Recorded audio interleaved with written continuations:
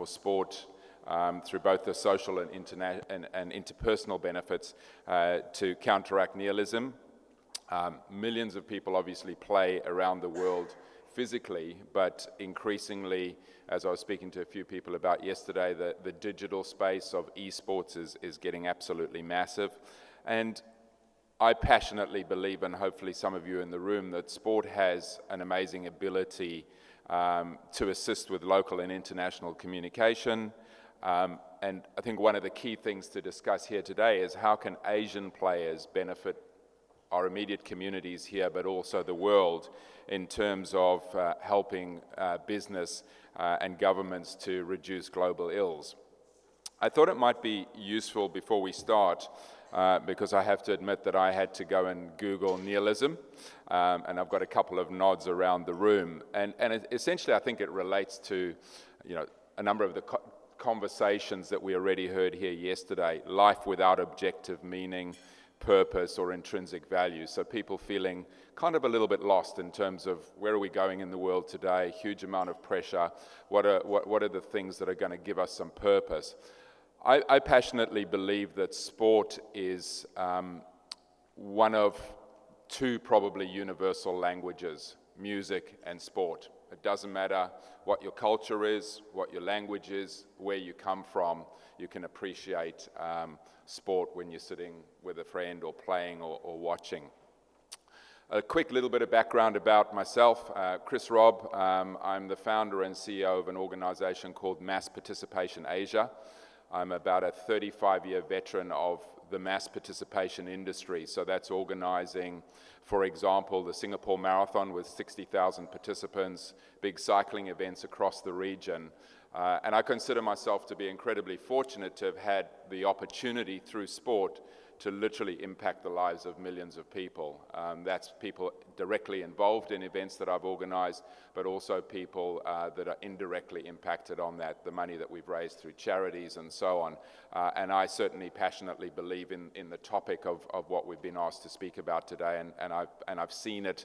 And some of the best buzzes that I get are when people stop me in the street and say, "Thank you for changing my life because of the fact that you put on this marathon or this cycling event. I used to be overweight, I'm now fit and healthy," and so on. And I certainly believe that sport has an amazing value to be able to transcend boundaries and change people's lives. There was a recent WHO report which indicated that 27.5% of adults don't meet the set guidelines of activity, 75 minutes of vigorous activity or 150 minutes of moderate activity. Not a huge amount of activity, but globally there's a massive issue. What's interesting in that is that the target is 10% by 2025, so quite a long way to go. But Asia is kind of leading the trend in that, but since 2001 to last year, it's decreased from 26% to 17%. And part of that is as a result of an emerging middle class becoming more active, loving participating in events, and wanting to be much more healthy. I guess it's going to be interesting, and we can explore, because almost the reverse is true in developed countries now. That number of 26%, 27.5% is actually quite skewed by Asia helping it, and in underdeveloped countries where people walk greater distances for work. In some of the developed economies, we're up over the 30s and 40s%, and very sedentary populations. So I guess that leads me to what are some of the global ills that we're dealing with. Obviously, health issues are huge and increasing, well documented: increased diabetes, obesity, heart disease, and so on. Mental health issues, and we heard, I was in the leadership session yesterday and talking about, CEOs who feel lost, overwhelmed, mental issues from the pressure, depression, teenage suicide, many issues in that space, which hopefully sport and certainly anecdotally and research are helping to address those.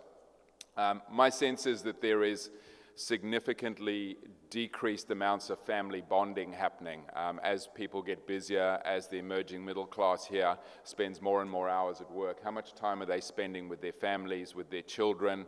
some of the biggest buzzes I also get is being involved in events and seeing a kids element in the event and seeing parents involved with their kids at those events and enjoying participating with them, and what impact that then has in terms of the ripple effect of those young kids training to participate in events, in a better diet and community and bonding.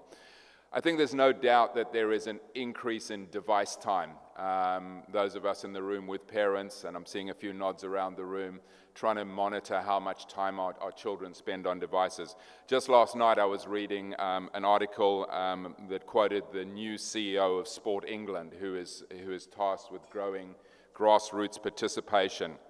And he says he sees that one of his major tasks is to help people with parents, with the constant battle against their children with devices. So getting children more active. And whilst the statistics that I quoted earlier seem to show that we have more activity, my sense is that a very digitally savvy Asia, I see children on buses and in cafes and whatever. There's a lot of this, and I think sport absolutely has an opportunity to help with that. Diet issues is another thing in terms of eating healthy. Just a quick touch on the sports industry. A recent Plunkett research indicated that the industry globally is worth $1.5 trillion. And there's many elements of that. And today we've got a wonderfully diverse panel who I'll introduce shortly. We'd hoped to have Vias from La Liga. He was supposed to be here, but the storm unfortunately directed him or diverted him from Hanoi to Da Nang. He landed at 6 o'clock this morning, and there's 300 people in the taxi queue. So unless he runs here very fast, he's not going to be able to join us. But it's a very diverse ecosystem. Governments involved obviously are a key element, not only from a policy-making perspective, funding, and also approvals and processes. And what I'm starting to see, I've been in Asia now for 15 years, based mainly out of Singapore. I'm currently based out of Bali. We're seeing more and more governments adopting sport as a core pillar of policy. So President Xi in China, obviously a huge advocate of sport.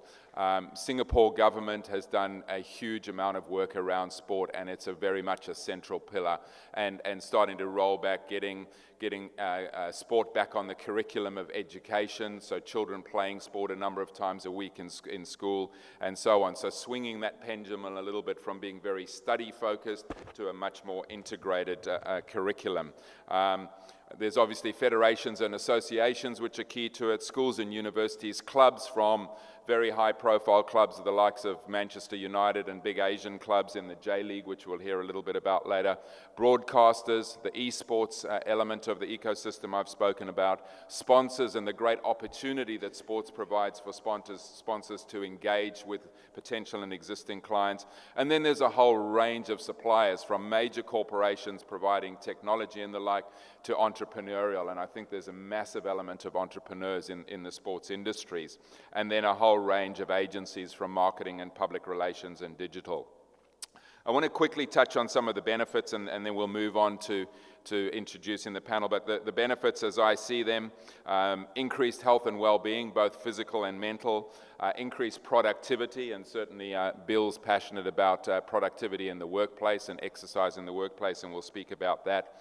From a government and business perspective, the opportunities for tourism that international exposure creates, and I've spoken about, I guess, the disconnect in terms of bonding time. I think there's huge benefits around bonding, not only in the family unit, but in communities, in workplaces, and so on. That sport provides this kind of level playing field. It doesn't matter whether you're the CEO or the person that's working in the mailroom. When you get on the football field, you're all on the same team. When you go for a run, you're running together, you're achieving the same objectives. And I think it really kind of levels the playing field in that place. One of the things I hear from Singapore government quite regularly is the power of nation building. So they talk very much about racial and social mixing. So a diverse multicultural city like Singapore sees this opportunity for the different cultures and different ethnic groups to be able to be together on the same playing field. And then driving innovation. I see more and more innovation being driven in our industry, whether it be in a technology space, whether it be in a product space. Artificial intelligence is starting to play a great role. And then there's great opportunity for engagement with brands, with governments to engage with people. I'm hoping with this massive crowd that we've got here today that we're going to have the opportunity for some fairly intimate engagement. We spoke yesterday about not making long speeches but taking questions from the group, following a particular thread as we go through in the next hour or so. And as I say, I think we've got a great panel here that transcends all different elements of it. So Nim is going to introduce herself, but she's got some great stories around diversity and legacy in terms of former pros in the Muay Thai industry. Marco is doing some amazing work in the grassroots from an education and sport with underprivileged children. Bill is very passionate about creating conscious capital and people being active in the workplace. Yoshitaka-san, amazing and exciting times for Japan. He's very passionate about football, which he'll share, but you know, I think this is a great age for Asia. We've got the Rugby World Cup happening in Japan next year. We've got the Olympics happening in 2020, and wonderful things starting to happen in our region. And Yoshitaka's got some great stories to share there. And we were, as I said, meant to have Brian from La Liga. So why don't we start with some introductions and start with Nim just to say a little bit about what it is that you've achieved and are achieving. Good morning, everyone. My name is Nim from Thailand. You know, Thailand is a house of Muay Thai, right? When you talk Muay Thai, you know, it's a kickboxing. There are different kind of kickboxing, but Muay Thai, I believe, is one of the most famous one because it's, you know, they call it the strongest striking in the world. So, you know, when you do the kicking and, you know, the elbow and those things can kill people. But that's the story. But for me, I started, I'm a lawyer and professor, you know, by profession, but, you know, that was one day I traveled a lot, and it was one day I feel like I want to punch someone.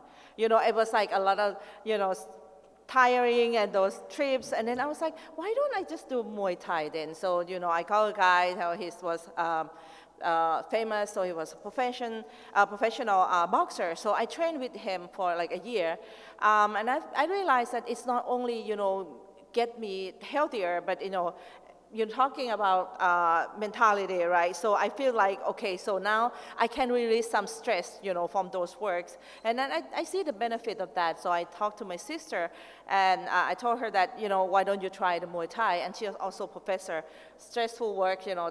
And then when she started, we like it, we both love Muay Thai in terms of using as a sport for female. And then, but when we joined another gym, we found that, you know, there are a lot of boxers who retired. You know, they're 28, 30 years old. How can you be retired at that age, you know? So we talked to them, and we realized that there are a lot of them out there who didn't have a job, or, you know, they are boxer, but they are not teacher, they're not trainer, or they cannot do anything because they start, you know, everyone knows they start at young age, 8 to 10 years old, so they got no skill, nothing, and what else they can do? But they have the knowledge of Muay Thai. So that's how me and my sister started this business, you know, as a social enterprise, because we want to actually give a second job to the trainer by bringing them to train as, you know, they can become a trainer for Muay Thai for not the professionals, but for females, for women, or for even men who actually don't have time to go out and play and, you know, go to the camp. So that's how we started. So right now we have 2 gyms in the northeast of Thailand. The northeast of Thailand, just to tell you, most of the fighters in Thailand came from the northeast of Thailand. I think like 99%, because it's very, people, they're very poor. So that's why, you know, the kids had to start this career at young age. And then next year, excitingly, in January, I will open one in Myanmar, hopefully to expand. That's a little bit of the background for me. Thank you. Thank you so much, Nim, and hopefully you've all heeded the warning that when Nim gets stressed, she might punch you, so just be careful with the questions you ask Nim today, please. Bill, would you like to share a little bit of your story, please? Hello, everybody. My name is Bill Nguyen. I'm the founder and CEO of ABS Institute. I like sport. Here we mentioned about the sport and reduce the global ill. So if you are the CEO of the firm, you have your staff do the exercise maybe 15 minutes, 20 minutes a day, okay, if it costs the company. So here we have to evaluate the trade-off between the cost and the benefit of the employee. Not only the employee, but also the efficiency of work and productivity. And what brings the benefit, I mean the profit, the cash to the firms, the HR capital. Here we mentioned the sport and reduce illness. But for the firm side, if you have your employee to do sport, maybe 15 minutes a day or 20 minutes a day, and how the employee benefits and work more efficiency and productivity from the government side. If the people in that society feel better, no more ill, and that society will be better. Here we cannot say the cost how much, because human HR capital is valued a lot. So if you want to know more about the trade-off, I think from my side, you may do the business plan and allocate the budget, how much you spend for your employee and how much profit they bring back to the firms. Thank you, Bill. That's great. Yoshitaka-san? Good morning, everyone. I'm Hirano from Japan. So my business domain is education, and I have 3 jobs. So one is a faculty of a business school, and I teach mainly marketing, and now I'm developing the new course, sports management. And second is I'm running my small company with my wife, and now I'm developing the new program for online education program for kids. And third is I'm running the kids soccer club in Tokyo, and these are my main job. So about sports, so I'd like to introduce the J-League activity, so Japan Professional Soccer League. They started in 1993, so just 25 years have passed. And since the foundation of J-League, Japan has grabbed the first ticket to the World Cup in 1998 and played 6 consecutive time in World Cup. And Olympics also Japan played 6 consecutive times and advanced the last 4 once in 2012. So now Japan is very strong country, but Japan was weak, very weak 30 years ago. So this is very good know-how to develop the good league. So J-League considered to provide the know-how to the Asian countries. They can sell the know-how as a business, but J-League didn't do that. So J-League provided the know-how to Asian countries for free of charge. So the objective is to upgrade the level of soccer, not only in Japan, but also throughout the throughout Asia. And another objective is to create the new business opportunities. So they invited top players from the various countries in Asia, so mainly in Southeast Asia, and in order to get attention and interest from people in the countries. So, for example, Vietnam. From Vietnam, legend named Ray Con Bin, you know. No, so top players, Ray Con Bin, so came to the Consadole Sapporo in Hokkaido, the team. And then Vietnamese people think, if you say J-League, say about J-League, it means Sapporo, not Japan. So just play area Sapporo. So furthermore, when the Hokkaido agency conducted business matching in Vietnam, so there were easy to progress to conduct the business. So in this way, even people who are difficult to meet in business, negotiations can meet if there is a keyword called soccer, so leading the business. So soccer is a fantastic tool to build a good relationship and friendship, and it's called common language, no borders. So that means, I think, to solve the how can Asian players benefit. So I think it's a good tool. Soccer is a good tool. Yeah, that's it. Thank you. Fantastic. Thank you. Thank you for that. Marco, I'd love to hear your great story. Thank you. Yeah. Good morning, everyone. Thank you for waking up early and making it here. I guess it's interesting, as Chris was saying earlier, the power of sport. I'm from Croatia, born very close to where Luka Modric was born, around the same sort of time. Unfortunately, not with the same football ability.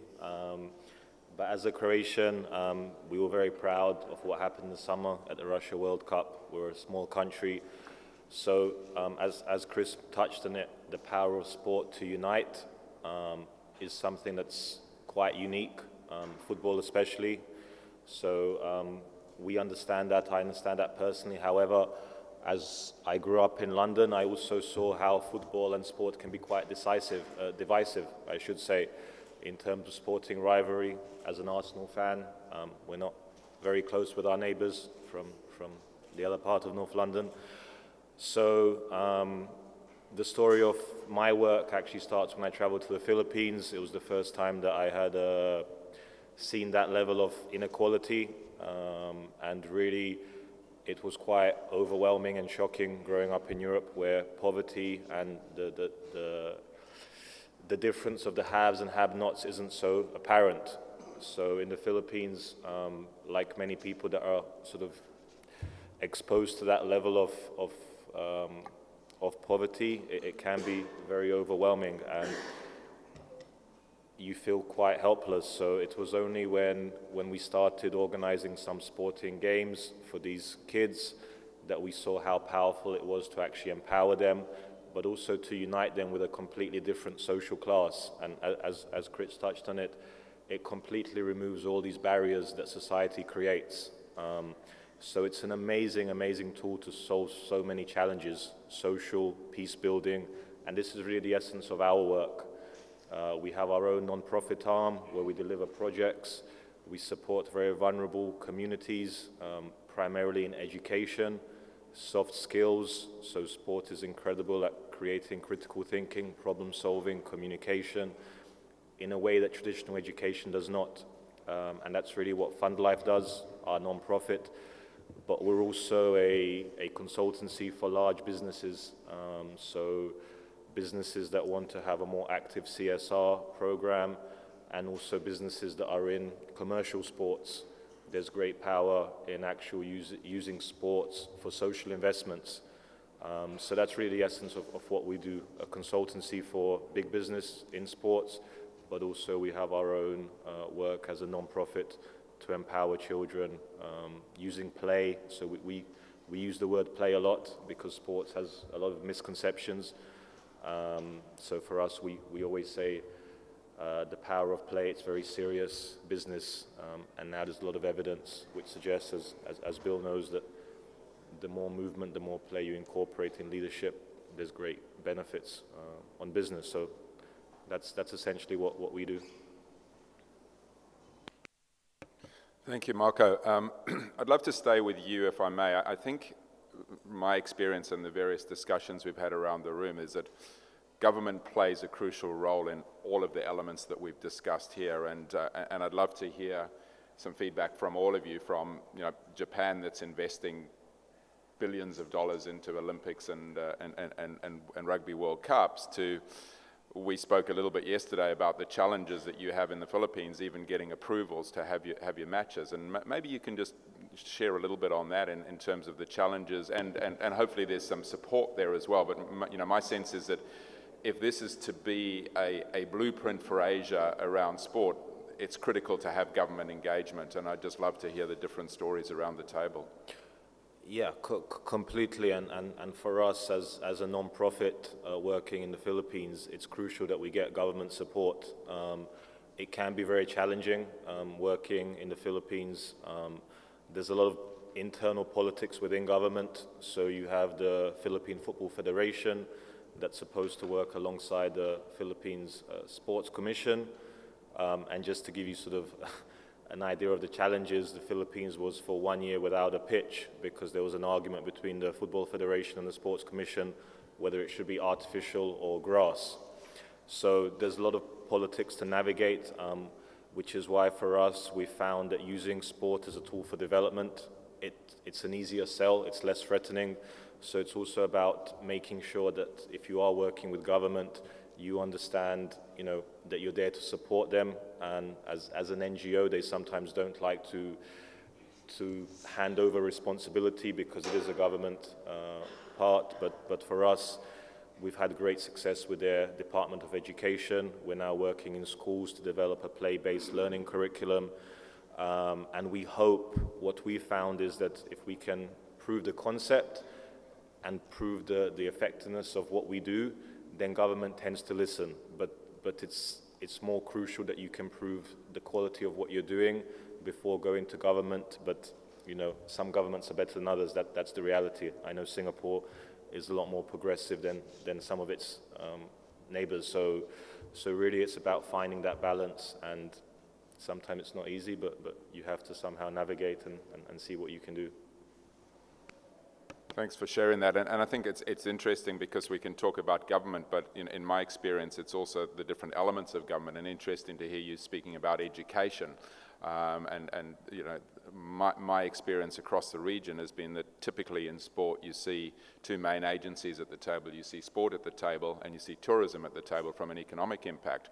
One of the parts that I struggle with is how seldom you see health at the table. So an example out of Singapore, organizing the Singapore Marathon, we used to pay Sing Health $600,000 a year to deliver the medical support for the event when we were getting 50,000 of their citizens active. And I'm saying there just seems to be a complete disconnect here. And I think so, my sense is that it needs to be hopefully a top-down approach from government where it's brought in at the highest level, but multi-agency in terms of supporting it across different verticals.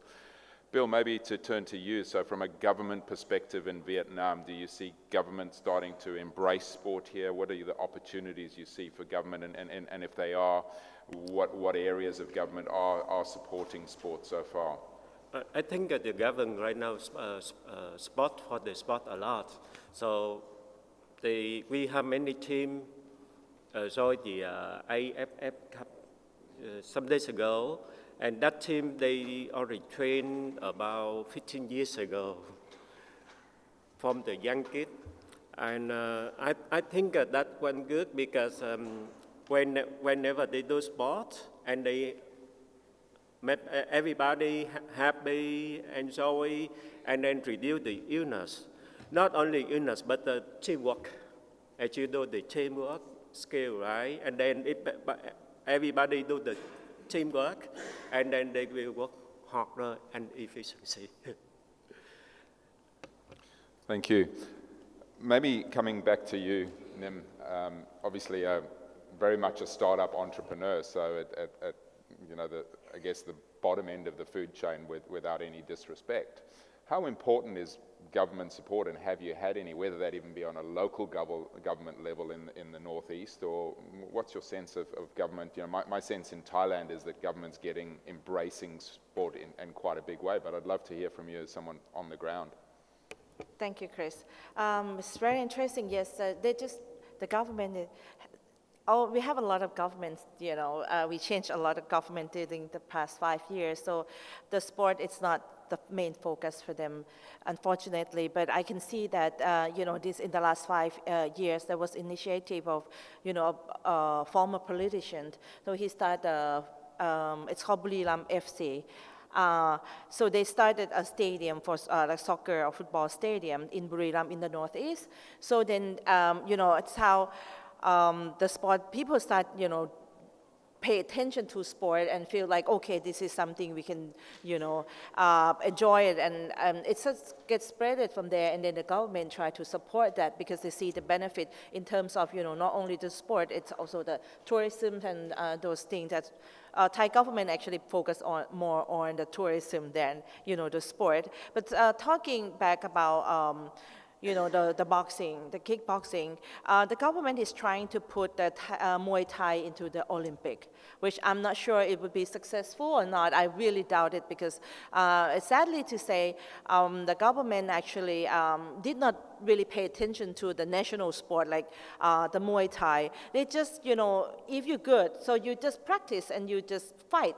And then if you become famous, that's good for you. And after, you know, you're done with your career, we don't care. We have a lot of sports schools that are actually fostering children to become, you know, sport people, but then, you know, it depends on how, you know, how good they are, and, you know, not a lot of really good support you know, in the past. But for the Muay Thai, there's a little bit problem in terms of, you know, we had the problem last month. That was one one kid. He was like 12 years old. He died from, you know, fighting. But we don't know what happened. But now we're talking about, you know, the government should have the law to actually protect the children, not to have, you know, the children fight. The young children boxers, or, you know, should we have it? This is still on debating. But on the other side, this kind of things got the attention to the government that, oh, now we have to look at this carefully. So the government trying to, you know, put us together. I'm talking about the Muay Thai. They try to put the cluster. Everyone involved with Muay Thai. So the camps, the trainer, or, you know, the manufacturer, the boxing glove manufacturing companies, they put us together, but it was quite wrong because we actually competitors, or this is a male business actually. So like me when I was there, it was not a pleasant stage for us to be in the same room as, you know, everyone who really want to fight to each other. That was a fail for this year. So, but what I have seen is there is another way in terms of the, you know, the support from the government as a startup. So our company is one of the startup that's funded by the government in the innovation hub of the northeast of Thailand, where the government tried to bring academics like university professor to come and help us design new sport gears or new like sport equipment for boxing. Right now we are making the new boxing glove for female for the first time. Maybe you don't notice. All this year, female use the same glove as male, just the smaller size. But actually, my fist is smaller than your fist. Even we have the same weight or the same height and everything exactly the same except the fist, right? So now the government put some engineering professor to help us design things for female. So I think in this way, if you want to put something in terms of the government putting sport, I think it's very difficult because a lot of things going on, especially in kickboxing in Muay Thai, because it's mafia business. A lot of gambling, that's why Muay Thai doesn't go very far, sadly to say, because it's all about, you know, betting, gambling in each fight. So but for us, we look into another way to support the industry, the Muay Thai industry. That's you get the government funding and actually get good attention from them. That is what's happening right now. But the most famous sport in Thailand would be Muay Thai and also football or soccer. That's two things that the government are focusing or trying to focus now. Thank you, Min. And interesting again, so, another element of government support that I hadn't touched on, the ones that people typically would think of, sport, health, tourism, and so on, but the whole innovation space. I'd love to talk about, there was an interesting piece of news which some people may have seen last week, that Calgary in Canada was looking to bid for the Winter Olympics again. They had a very successful Winter Olympics, and I've lost track of maybe 20 years ago. The community voted that they didn't want the Olympics to come back to Calgary. So I'm interested to understand from a Japan perspective of how do people in Japan feel about the money that's being spent on the Olympics, the money that's being spent on the World Cup. Are people passionate and supportive of it? Is it a top-down government says we go for this, or does the whole community buy into it? Or do people feel that that money would be better spent in other areas of Japanese community? I'd love to get a sense of that, please. Yeah. So I think the key issue is what government invest. So like infrastructure, so hard infrastructure or a stadium, so like that, or soft issues. So I mean strength the skills of players, and making branding the sports, minor sports, like that. So now Tokyo is focusing on the investing the soft issue, I think, not infrastructure or stadium. So if we invest the stadium or too much money, so we don't use the stadium so many times. So maybe it's 20 times in a year. So if you J League use the stadium for in some areas, only 20 times. So it's too small. And we cannot monetize as a business, so we don't invest the infrastructure too much. Then now government focusing on the beyond 2020. So we have to take the route some sport in Japan as a culture. So that's a key issue, I think. Then in Japan, Olympic movement and the Rugby World Cup movement, in my opinion, also Rugby World Cup, so many people don't care about that Rugby World Cup. So I guess that it's because of the attractive of sport itself. So rugby is not so popular in Japan, even though Japan beat South Africa in the last World Cup. It's very big event, but it's not so popular. Rugby itself is not so popular, so it's hard to make them popular in Japan. Yeah. Great, thank you for that. Folks, I'm wondering if there's any, rather than wait till the end, before we move on to another topic, is there any comments from the floor or any questions from the floor around, or the rest of us in the room, around government involvement or anything that people would like to speak about? Lawrence.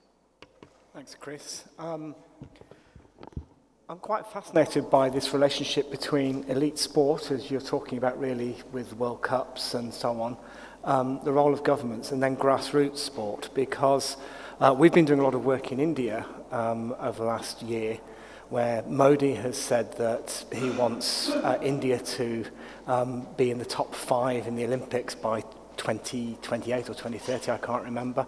But the absence of underpinning infrastructure to achieve that is palpable. And there's just a disconnect between the ambition to be an elite sports nation.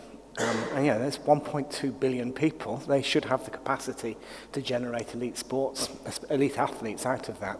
But by infrastructure, I don't just mean the building of stadia and things like that, but actually it's what Nim is talking about really, about how you get from that very small participation into more structured participation. And the infrastructure seems to be absent in India, and I suspect probably in most of Asia, where there aren't. For example, I come from Canberra, where there are every sport has an organised structure to it and competitions and so on, and that doesn't seem to exist in India, and I suspect probably in most of Asia that infrastructure of sporting competitions is absent. And it seems to me that the role for government, particularly for local governments, is to create that infrastructure, that competitive sports infrastructure. I don't just mean creating playing fields and running tracks and so on, but actually just having the competitions that work.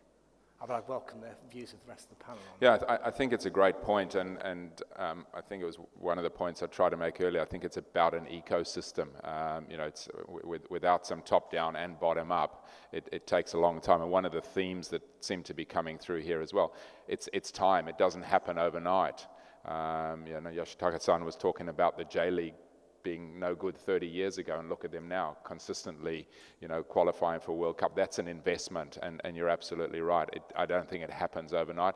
It's amazing to see what's happening in China. The stadiums are getting built really quickly, the infrastructure's being put in place, and things are moving really fast. But unless you get that kind of government appetite, my sense is it takes time. And even to build a stadium, and again, it depends. I see Singapore as an example.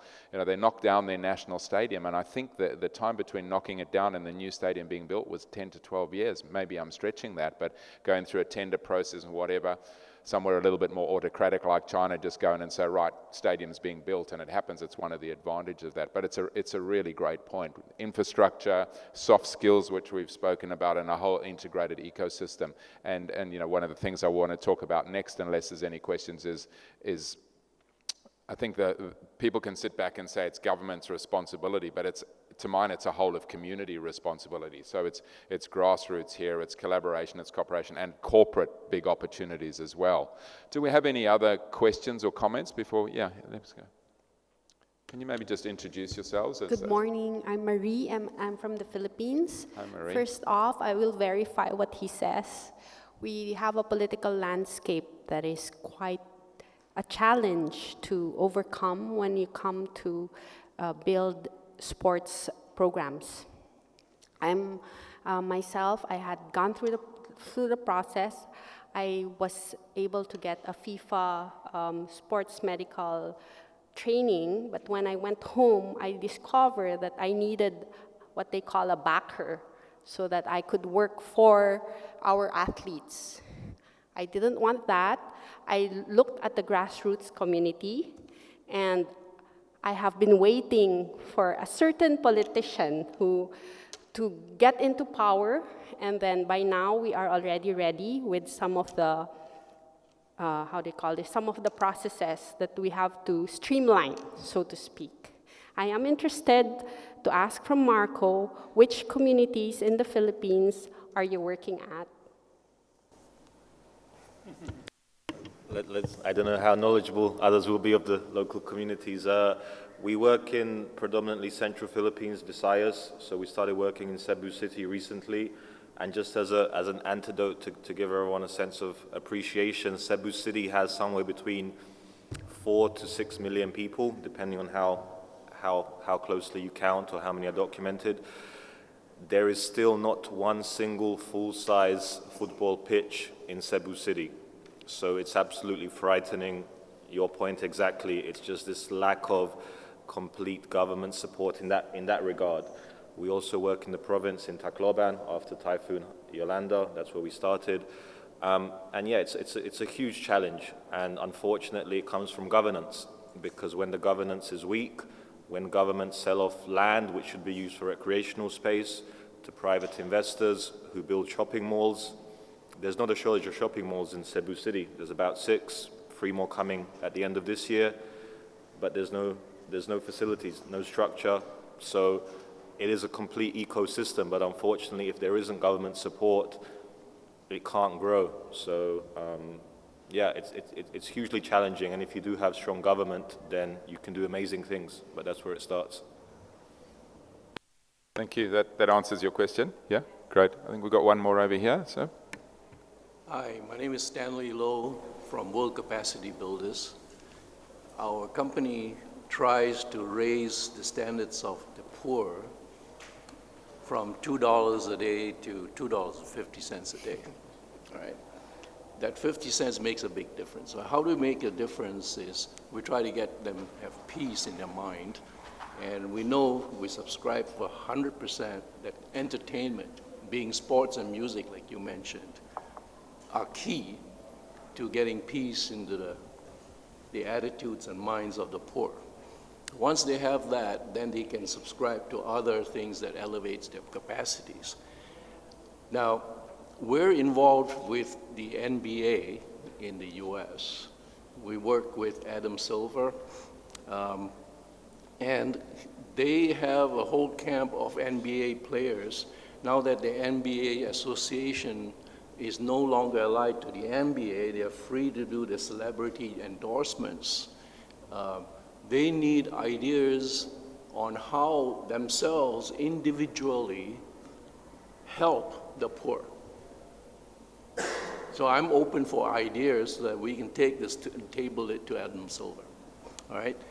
Now, the other thing I want to mention is, like you mentioned, the advent of esports. That's going to be a heck of a big thing in this world. In Vancouver, where I come from, our professional hockey club has already set aside a stadium, not a stadium, like a room like this, or several rooms like this, so they can have esports. And they've already bought into the franchise of international esports, and that's huge. The AR and VR of that is going to be huge. It's just the bubbling right now. The heat is felt, but soon it'll be very hot. That's all I have to say. Thank you for that, and look, such a wonderful point. Thank you for making that whole mindset of, you know, getting out and playing football and giving self-confidence and self-assuredness and belief can help transcend, you know, in terms of the ability to lift people. The esports one is a fascinating one and creates much conjecture, because in many ways it completely contradicts what the main theme of this conversation has been about getting people active.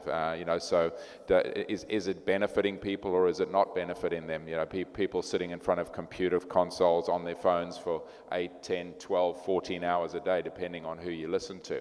But the reality is that, you know, Gen Y and Gen Z are loving it, and they spend lots of time. It creates engagement. The money in it is absolutely unbelievable. The engagement that it gets. I saw a video. I was at a conference in Bangkok earlier this week, and Air Asia has a person dedicated to esports, and he shared some footage of an event in the Bird's Nest Olympic Stadium in Beijing, and I think there were 65,000 people watching a screen.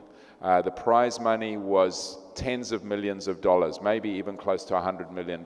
So the prize money that's being offered is bigger than is being offered in some professional, traditional sporting areas. So you're absolutely right. The heat is rising. It's here to stay.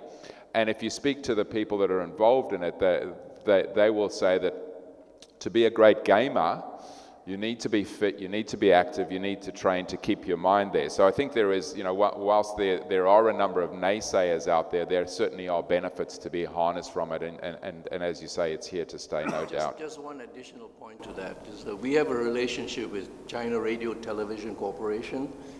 They control about 2,000 cinemas in China. And they have allocated a certain percentage, I can't reveal what that is, towards esports already. Yeah. Huge. I think there was another question. Yes. Yes. Alex Wang from Pacific Century Group. PCG is the company founded by Mr. Richard Lee, the younger son of Lee Ka-shing. We sponsor the Formula E race in Hong Kong last year. Well, I think we sponsored about maybe 50 million. And the question I want to ask the panel is, how do we measure the effectiveness and the benefits of sports sponsorship in such a, in a mass scale? The other side of the same question is, how do we take sports as a game changer to move the society ahead in terms of economic growth engine? In terms of government planning, we usually talk about financial services, industries, technology, blah, blah, blah, blah, blah. But seldom do we hear from the government taking sports as a major growth engine to sustain the growth of the society.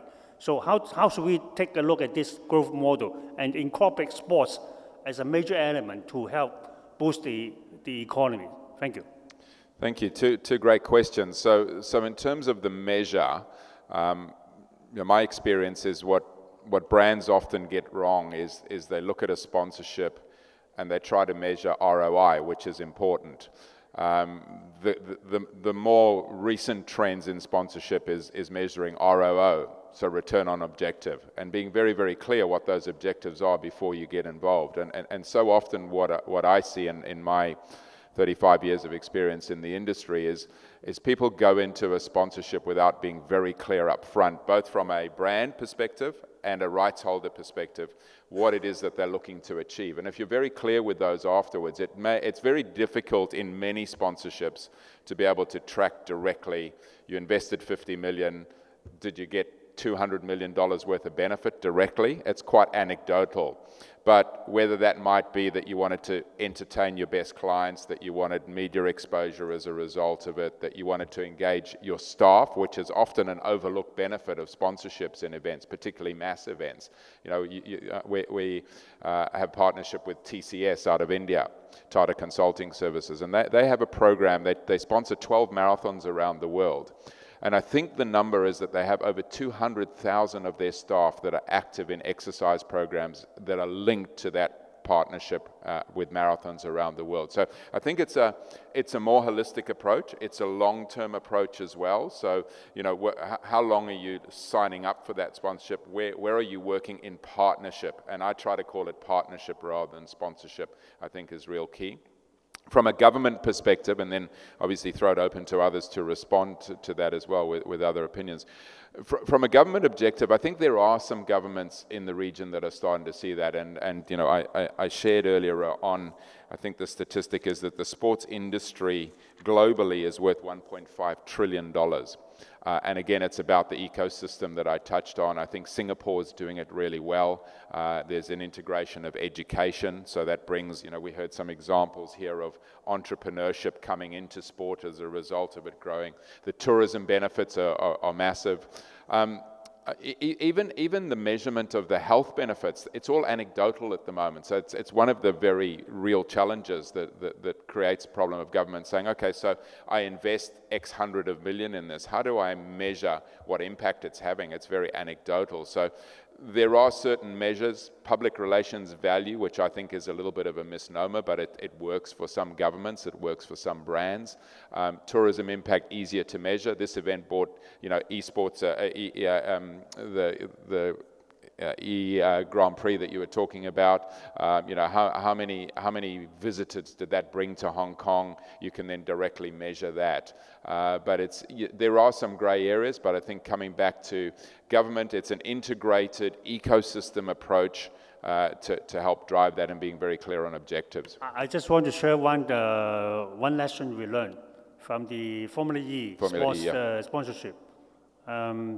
I think whenever we make a decision to sponsor one event or another, the issue is always whether that sport is in the heart of the mass population. Whether it's a soccer or basketball team or swimming or whatever, we make a mistake because Formula E is never in the hearts of Hong Kong people. So that's what I want to share. Yeah, and I think it's a really great point, and I think sometimes it's a mistake that sponsors make is this focus on, again, depending what their objectives is it just about my logo and my brand reaching many people on broadcast, or are there other opportunities there to be able to showcase my technology to the world, to be able to entertain clients, to create what I call money can't buy experiences, to be able to bring people behind the scenes to see what happens there that cements relationships that might deliver huge amount of business? You're right, because the company that we sponsor was Hong Kong Telecom and PCCW, which are familiar in technology and telecom, which means power, energy, dynamism. That's why we sponsor this Formula E thing. Yeah. But we make a mistake anyway. Thank you for that. Does anyone else have any comments around that measurement impact of sponsorship and government getting involved? I'll just share one point with you. The Super Bowl in the US, which is in February, it hosts more than 4,300 brand names. In that one event, in the 10 days of preceding that event, 4,300 brands go to Atlanta this February. That's how important it is. Yeah, and it's a great example of not every one of those 4,300 can get their logo right out there. So if you've got a customized engagement program that goes around it, if you're very clear on what your objectives are that you're trying to achieve, you can get the cut through. Sorry, did I cut you off there? Was there something else you wanted to say? Thank you for sharing that. It's a great example, though. Any more? Yes. Hi, Sorry, my name is Miko. You've been waiting patiently. Thank you. That's all right. There are a lot of very good input, so it's worth listening to everyone. My name is Miko. I'm from the Philippines. In my previous job, I used to work at the global headquarters of an advertising firm. So we were placing a lot of different ads on the World Cup for many different brands, so many markets at the same time. We do measure a lot of different aspects. So like what you said, it depends on the objective. So, for example, I remember there was a Chinese brand that had promoted itself on the World Cup. It doesn't make sense because it did not have the same brand category as like a Coca-Cola or another brand which is more mass and consumer. But it was a signal to the entire world that, hey, we are global, you know. So it also allows, like what you say, money can't buy experiences, because the objective of the brand is to really tell everyone on the world stage of what we're all about, you know. Interestingly, we do have a lot of matrices to be able to measure how well or how effective it's been. So I remember whether it's Nielsen, Kantar, or different entities, you can also check back of whether people have good recall with regard to the product. So in terms of boosting sales, may not necessarily be immediate, but later on when you start taking a look at the journey of the customer and all these things that they consider, they do recall the brand being at this event. Later in other touch points, it also adds up. It does add value at the end of the day. Great, thank you for sharing that. And yeah, I think you know one of the key points there is being very clear on what your measure are. There are different ways of measuring, but too often what I see happening is that the measure is almost kind of like an afterthought. You go into it, you be very clear what your objective is, what the measure you want to get, and set those parameters up front before you go into it. And it's very much about long term as well. You know, the one-offs seldom work. People often go away disappointed in that situation. Folks, I'm conscious that we're supposed to wrap up in a couple of minutes, but we started 10 minutes late. If I'm right, the next session on the program only starts at 9 o'clock. So if it's okay, we'll continue for about another 10 minutes. Gives people, feel free to leave us if you can, but I think there's quite a stimulating conversation happening here, and if everyone's happy to continue. Are you okay for me to continue for another 10 minutes? That's okay? Yeah? Okay. Thank you. Thanks for sharing.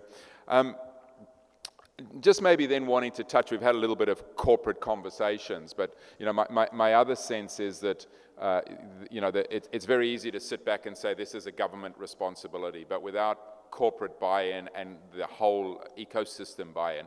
Just interested to hear some stories. So maybe from a grassroots perspective, Marco, you know, you've got an amazing story of a partnership which clearly is corporate with FIFA, and I loved the example you shared of FIFA taking that as a kind of a bottom-up rather than a top-down approach. Maybe you can just share a little bit about the objectives and how that's been achieved. So FIFA achieving their objectives through a grassroots organization. Yeah. So Thanks for that, Chris. I think it's an important subject to mention. FIFA actually, whoever follows global football knows that they don't have a very good reputation, a lot of corruption, there's a lot of bad press that they get.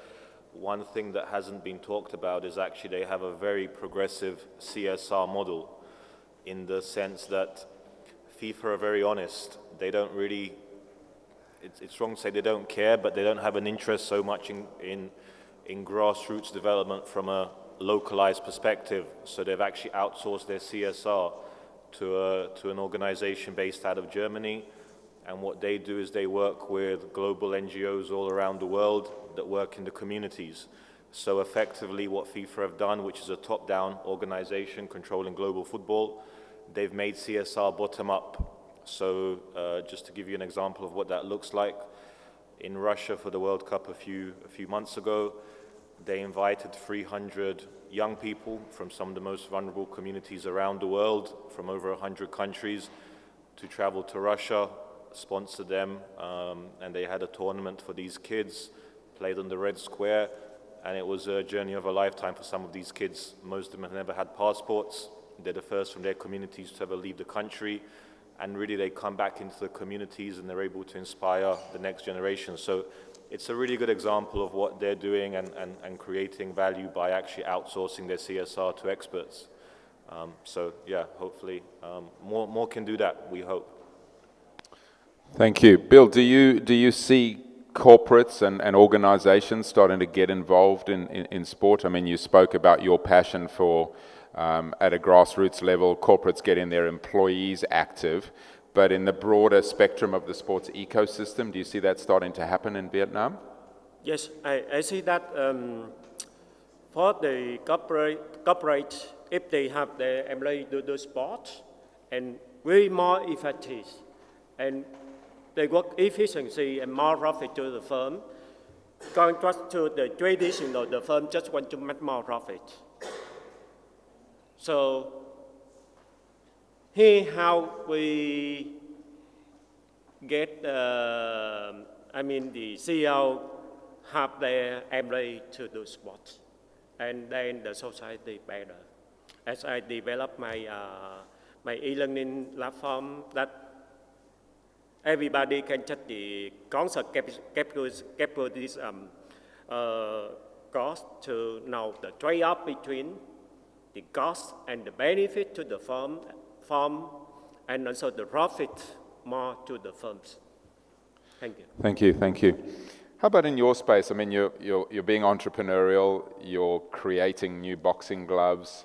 Is that kind of struggling away with seed funding and a bit of government support, or are you starting to see more corporate involvement in Muay Thai, not only in the grassroots level, but at a higher level in Thailand and sport generally in Thailand? Thank you. You know, I just have to put it in two different fields. Another one, the first one would be like the sport itself as the Muay Thai, or even, you know, the soccer or the football in Thailand. You don't see a lot of government involvement much, because, you know, they have things else to do. But, you know, speaking not on the Muay Thai, for the football, the billionaire who just passed away last month with a helicopter crash, that's when actually he bought the Leicester City, right? And he made it to, you know, the top of, you know, the league. And then that was the inspiration that I want to say, you know, the private actually started. And another guy who was a former politician also, you know, started his own stadium, where he was thinking, you know, that's going to have some place for people to play soccer. It's going to attract a lot of people. I think, you know, for the private involvement, it's stronger. It can create the inspiration. But when we're talking about Muay Thai, I want to see on, you know, the new, like we are doing not only, you know, like the fitness or some girly thing for female. We want to get involved in the boxing business as well. But by getting involved, it's not like we're gonna have to do a new, you know, boxing camp or go start new fighter. But we want to go, me and my sister and all, you know, all the partners want to have something just to get into the place. I think you mentioned that, you know, we want to earn a place, you know, in this the Muay Thai business. Okay? And then when I see that, the government, they were trying to do their own things over the years. It didn't work out. But when we look into, on the business side, I see a lot of support, especially for us. We get a lot of support from the government, but you just have to look for the right support. It's there, but you have to just, try to find it. It's nothing coming through the Muay Thai, but as we put as a new business model for us, and also the new thing, creating the new equipment for Muay Thai that has been used for like 100 years. We want to do something, so we want to tap in, bring in a new stakeholder, which are universities, professors, to come and help and then create, you talk about the ecosystem. There are a lot of people in this sport beside the boxer and the promoter or the Muay Thai camp owner. There are a lot more than that. So we want to build the place where everyone's come together, but not on putting here, let's talk together, I want to do something. It's not. If you talk about the business side, people will talk. But if you want to talk on, how we can set standard of Muay Thai, everyone has so big ego. So it's very difficult. So the government support, I think at this point, we see that we want to set, like Marco said, you want to show some sample. You want to show what you're doing. If it's good, they will recognize you. What we are doing now, we get very good recognition from the government. We still have to do more, to earn the place. We haven't, really get the full footprint there yet, but it's still very good for us. As not only, as the gym or fitness operator, I think this is, this business can actually, what is called, inspire the people to just look back and come, you believe it or not, Muay Thai in Russia is bigger than Muay Thai in Thailand. Okay, so they have fights every day, and those things, I want to just be able to bring it back by, putting a new players into this, professor, university, and some of the, office of SAB promotion, just bring it into the element, it's a business, it's a new sector. I think that's one will probably help. And otherwise, if you rely on the government or, go to the same way that we have been doing, I think there's no place for me or for my business. Thank you. Thank you. Thank you. Maybe a last say from your perspective, corporate involvement, community in Japan. Okay, so in order to develop the sport business, I think there are three key success factors. So one is attractiveness of sport itself, and second is attractiveness of the region, each region in the country, and third is marketing. So I think sport, in order to develop the sports,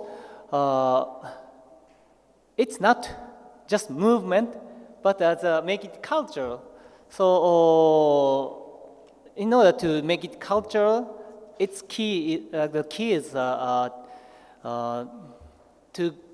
make a good community in the region. So as in like entertainment, not sports, but as entertainment. So we have to involve so many people, and so. For example, J-League is focusing on the target people who are not interested in soccer. So it's easy to get the customer who are interested in the soccer, who like soccer, but as a community, the challenge is to get the people who are not interested in soccer. So it's just like marketing. Yeah. Great, thank you, thank you. Folks, we're out of time. Maybe just a quick summation, and thank you for all of the inputs. I think a couple of themes. Clearly, government plays a crucial role, whether that be infrastructure, whether it be funding, whether it be policy support, approvals, and so on. I think the other real common theme here is it's a long play. It doesn't happen overnight. You heard the story of the J-League ascendance over 30 years. and we're starting to see the fruits of that. I've been in Singapore for over 15 years, and I saw the investment that happened there is starting to pay dividends, but still has some way to go. So all these great investments that are starting to happen in the likes of China, we heard the challenge earlier about India with lack of infrastructure. It's going to be a long play, but government's hopefully starting to invest and see the value of it now. It's very much about building the ecosystem from grassroots up to elite and all the different players that can be involved. Clearly, business has a role to play and an opportunity. We've heard the benefits of health and well-being. I love the story that the gentleman from Canada made about working with peace in attitude and mind. So giving people, poor people, a sense of purpose through the enjoyment of just kicking a football that gives them that self-esteem and self-confidence that may help them to grow on and get a job. I think the bottom line is that ultimately, if done right, it also makes business sense. It makes business sense for government. It makes business sense for sponsors and corporations if they're very clear on what their objectives are, but they need to be very clear on what those are. We spoke about and heard about IP. So, you know, an interesting case study of the J-League exporting its IP for free around the region, but building as a result of that. And isn't it so often the case in life, we give, we get in return. You know, it's not always about a dollar up front, but making a contribution. And some of the amazing investment that you're making in young people's lives, completely changing people's lives. And you know, I know, and I may have said this earlier, that one of the biggest satisfactions I get is my industry is the mass participation industry, being stopped on a street by someone and saying, "Thank you, you changed my life. As a result of you putting that cycling event on, I'm now a healthy person. I had the opportunity to run. My life has changed completely." So, you know, can sport impact and reduce nihilism? Can it give people purpose? Absolutely, I believe so. I think it's an ecosystem approach. It's a long play. It's an investment from all sectors of the community, but I think it has the opportunity to have a massive impact on Asia. And thank you for your time. Enjoy the rest of the conference and the day. Thank you so much. Thanks to my fellow panelists for their time and contribution. Thank you.